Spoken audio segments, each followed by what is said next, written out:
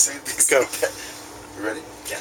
Hi, what's going on, Indiana? This is Brandon from Midwest Nights. I'm here with Chris Jericho from Fozzy. How you doing? What's up, man? Good. How you doing? I'm doing great. It's great. Good. It's good to be here. First time in Noblesville? Well, Old Nobles, yeah, not in Indianapolis, but first time in Noblesville. Yeah, so I don't know. Like, the thing is, when you do these tours, it's like you never know exactly, because all the amphitheaters are like outside of the towns. Right. So I don't know, like, if we're like 5 minutes outside of Indianapolis or like an hour outside of Indianapolis. We're like a half an hour probably. Okay, so right in in the middle. Indianapolis. But everyone always says, Indianapolis, how Right. Because you doing? Noblesville doesn't have the same vibe to it, right? Right. You know? And Noblesville is like the coolest town in Indiana because they have this place and all you guys come through. That's the best way to say it, is just Indiana. Yeah, Indiana. Yeah. All right. That's the best way to do it. So how's the tour treating you? It's been going great, man. Yeah, it's about halfway through today. I think the exact halfway mark today.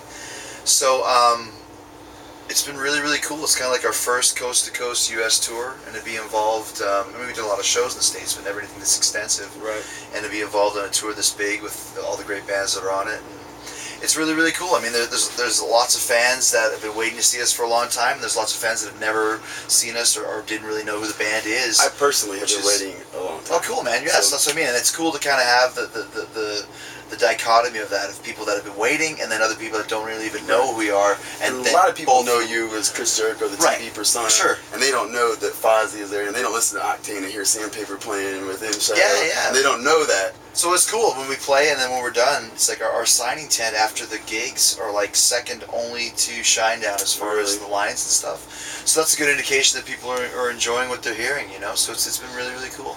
So how's it feel to you kind of evolve from a cover band to where you are now? You're on tour and you have the new fans and the new album and the new single. Well, I mean, we've been doing this since '99, you know, and did start as a cover band, as every band did. We just actually recorded our covers because we had a record deal, which was weird at the time. But in about 2002, we kind of went to do our all original stuff, and we spent so much time over in Europe. Right off the bat over there is when we just always had great reactions and great crowds since 2004 over there. So it's been really cool to see the development. On the last tour, Chasing the Grail tour, we did, I think, 16 countries. But still, we did shows in the States, but never anything this big. Are you ever home? Yeah, I mean, sure, yeah. I mean, you're WWE, you're this. Well, you can't do both at the same time. So, I mean... Oh, I know when you come back. When Fozzy's going... is when I'm not on WWE, and in this last run that I just finished, the reason why I did it was because we were recording Sin and Bones. Right. And it takes about 8 months to record a record and about 15 days to sing it, so I had about 7.5 months off, and that's why I went back, but knowing as soon as the record came out and as soon as Upward started, that'd be the end of it for... Sin and Bones, exciting times, right? It is, man. Like I said, I mean...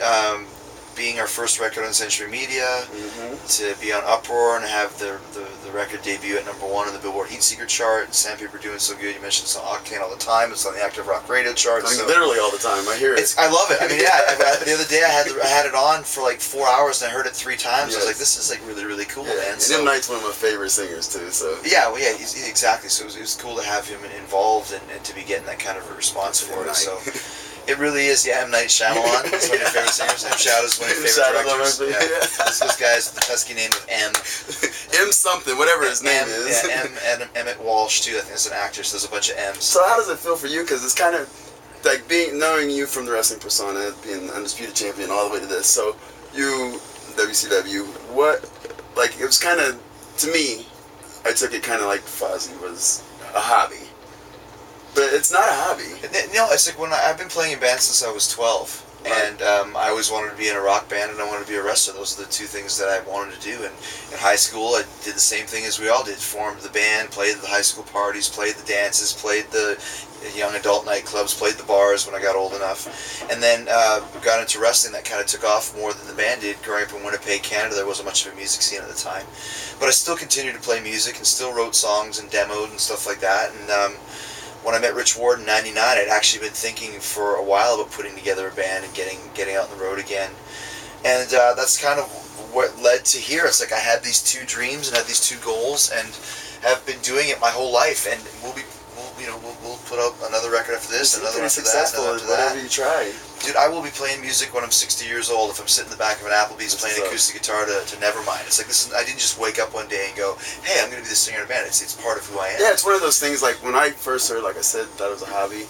thought, well, you know, he's wrestling, he's famous, he can Yeah, he can do whatever he wants to do, and then he's some people do that, and that's But fine. then you go There's nothing Google wrong and you with listen that. and you say, Well, yeah, like I said, this is one of the reasons why we're here right now. Is just we never went away. We just kept putting out records and doing tours, and people were like, "These guys are still around. Well, maybe I'll check it out." How many And then records? they finally- In the live record?